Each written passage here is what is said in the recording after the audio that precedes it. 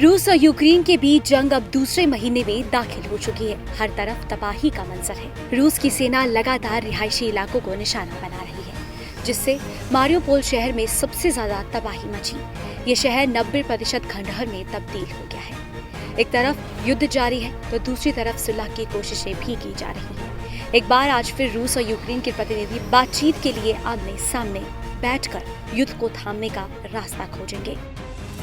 हालांकि बैठक से पहले दोनों देशों का अंदाज बता रहा है कि बातचीत से उन्हें ज्यादा उम्मीद नहीं है।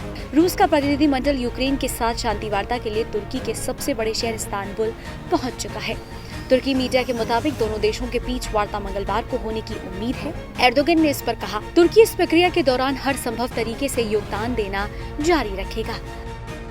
अब तक रूस और यूक्रेन ने बेलारूस में 3 दौर की वार्ता की है और उनका चौथा दौर एक वीडियो कॉन्फ्रेंसिंग के जरिए होगा। इस बीच यूक्रेन के राष्ट्रपति जेलेंस्की ने एक वीडियो संदेश जारी कर पूरी दुनिया को तीसरे विश्व युद्ध की चेतावनी दी है। जेलेंस्की ने कहा, अगर रूस उनके देश से बाहर नहीं हो जाता है तो तीसरा विश्व युद्ध तय है।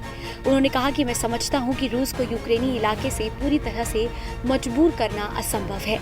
ये तीसरे विश्व युद्ध की ओर ले जाएगा। मैं इसे समझता हूं और इसलिए मैं एक समझौते की बात कर रहा हूं।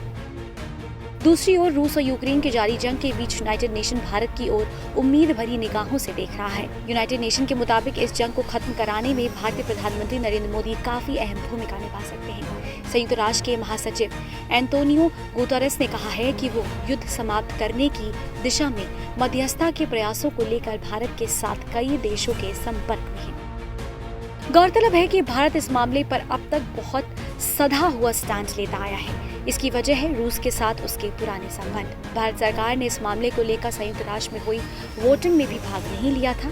हालांकि भारत शांति के रास्ते समाधान निकालने की बात पर जोर देता आ रहा है।